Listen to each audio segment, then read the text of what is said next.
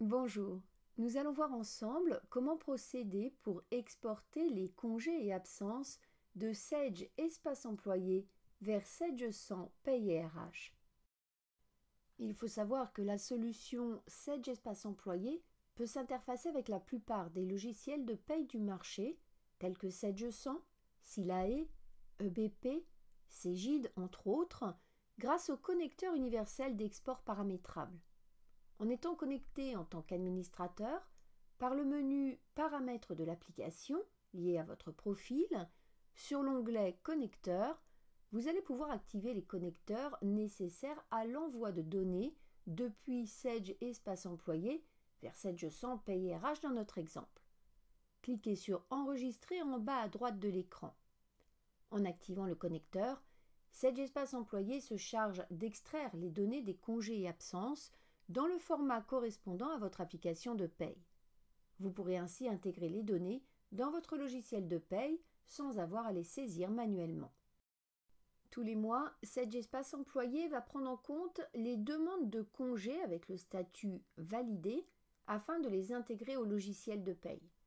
Néanmoins, il est possible d'inclure également les demandes à régulariser, c'est-à-dire les demandes déjà intégrées dans la paye et qui ont été annulées dans Sage Espace Employé, mais également les demandes validées du mois précédent jusqu'à M-3 qui n'ont pas encore été intégrées en paye.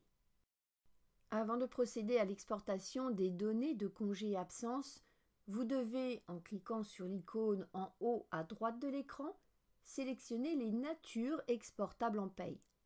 Pour cela, glissez-déposez les natures d'absence souhaitées de la colonne non intégrable en paye vers la colonne à intégrer en paye.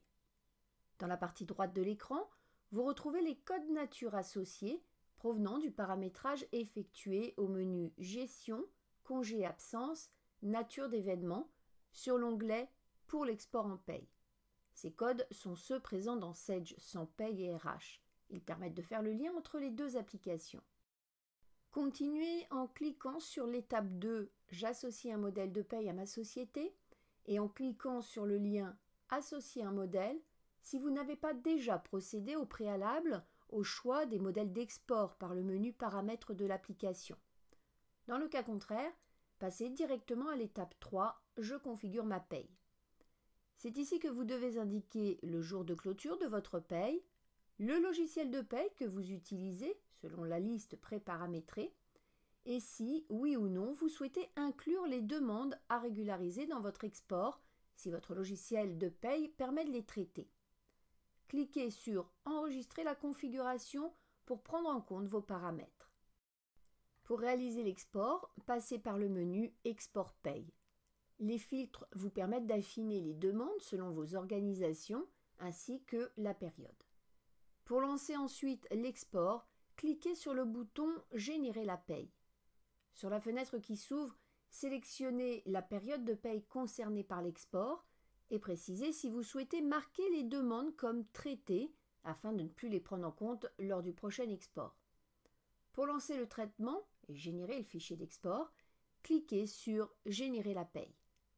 Le fichier généré est historisé et téléchargeable depuis le menu « Export paye ».